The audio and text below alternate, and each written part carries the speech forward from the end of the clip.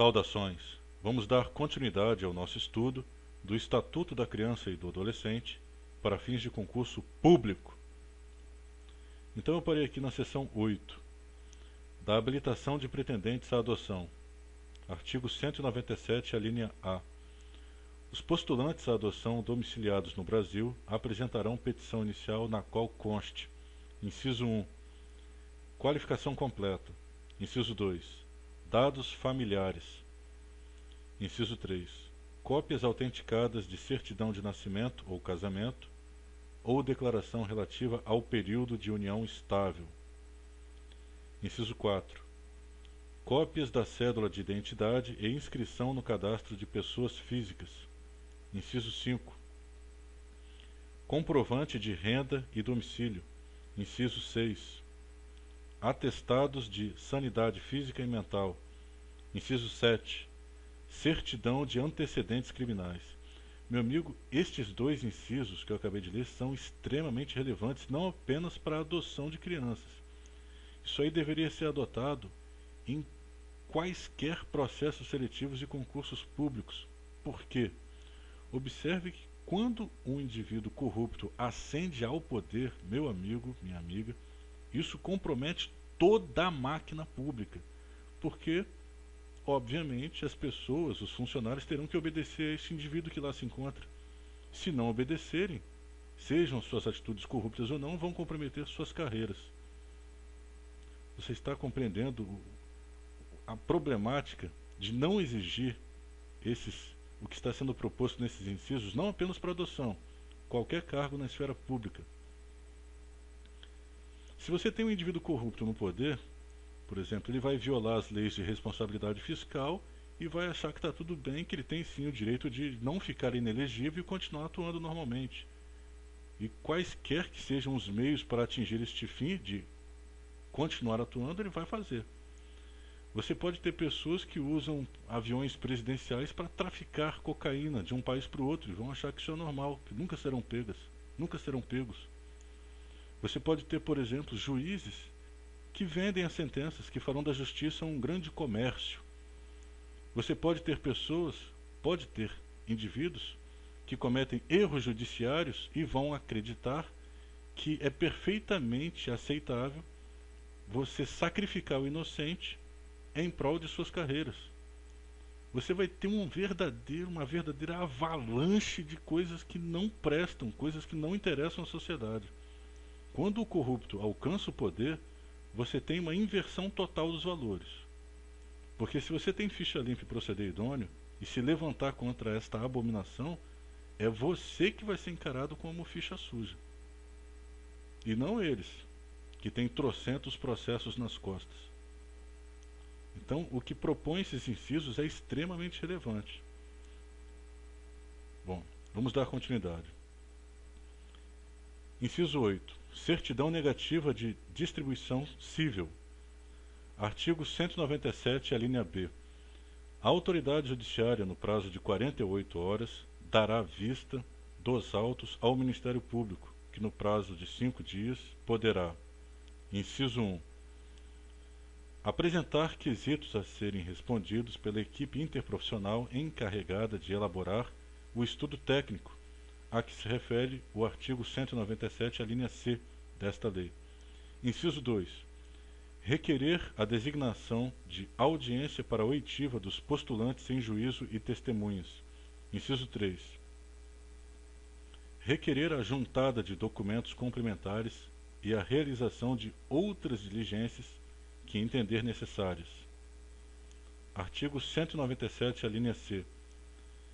Intervirá no feito, obrigatoriamente, equipe interprofissional a serviço da Justiça da Infância e da Juventude, que deverá elaborar estudo psicossocial que conterá subsídios que permitam aferir a capacidade e o preparo dos postulantes para o exercício de uma paternidade ou maternidade responsável, à luz dos requisitos e princípios desta lei. Parágrafo 1º. É obrigatória a participação dos postulantes em programa oferecido pela Justiça da Infância e da Juventude, preferencialmente com apoio dos técnicos responsáveis pela execução da política municipal de garantia do direito à convivência familiar e dos grupos de apoio à adoção devidamente habilitados perante a Justiça da Infância e da Juventude, que inclua preparação psicológica, orientação e estímulo à adoção interracial de crianças ou de adolescentes com deficiência, com doenças crônicas ou com necessidades específicas de saúde e de grupos de irmãos. Parágrafo 2º. Sempre que possível e recomendável, a etapa obrigatória da preparação referida no parágrafo 1º deste artigo incluirá o contato com crianças e adolescentes em regime de acolhimento familiar ou institucional, a ser realizado sob orientação, supervisão e avaliação da equipe técnica da Justiça da Infância e da Juventude e dos grupos de apoio à adoção, com apoio dos técnicos responsáveis pelo Programa de Acolhimento Familiar e Institucional e pela execução da Política Municipal de Garantia do Direito à Convivência Familiar. Parágrafo 3º. É recomendável que as crianças e os adolescentes acolhidos institucionalmente ou por família acolhedora sejam preparados por equipe interprofissional antes da inclusão em família adotiva. Artigo 197, a linha D. Certificada nos autos a conclusão da participação no programa referido no artigo 197, a linha C, desta lei, a autoridade judiciária, no prazo de 48 horas, decidirá acerca das diligências requeridas pelo Ministério Público e determinará a juntada do estudo psicossocial, designando, conforme o caso, audiência de instrução e julgamento. Parágrafo único. Caso não sejam requeridas diligências ou sendo essas indeferidas, a autoridade judiciária determinará a juntada do estudo psicossocial, abrindo a seguir vista dos autos ao Ministério Público por 5 dias, decidindo em igual prazo. Artigo 197, a linha E. Deferida a habilitação, o postulante será inscrito nos cadastros referidos no artigo 50 desta lei, sendo a sua convocação para a adoção feita de acordo com ordem cronológica de habilitação e conforme a disponibilidade de crianças ou adolescentes adotáveis. Parágrafo 1º. A ordem cronológica das habilitações somente poderá deixar de ser observada pela autoridade judiciária, nas hipóteses previstas no parágrafo 13 do artigo 50 desta lei, quando comprovado ser essa a melhor solução no interesse do adotando. Parágrafo 2º.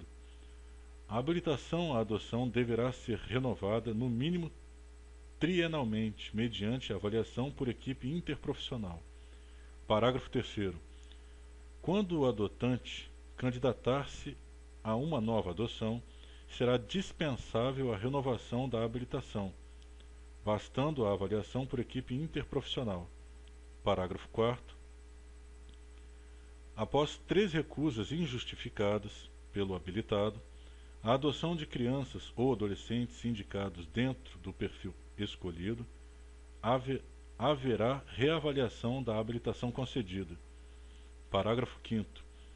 A desistência do pretendente em relação à guarda para fins de adoção ou a devolução da criança ou do adolescente depois do trânsito em julgado da sentença de adoção importará na sua exclusão dos cadastros de adoção. Uma criança não é um produto, né, meu amigo?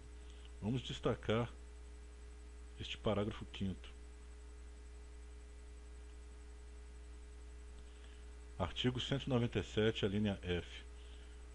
O prazo máximo para a conclusão da habilitação à adoção será de 120 dias, prorrogável por igual período, mediante decisão fundamentada da autoridade judiciária. Bom, vamos finalizar este vídeo por aqui e no próximo daremos continuidade no capítulo 4 dos recursos. Muito obrigado e até a próxima.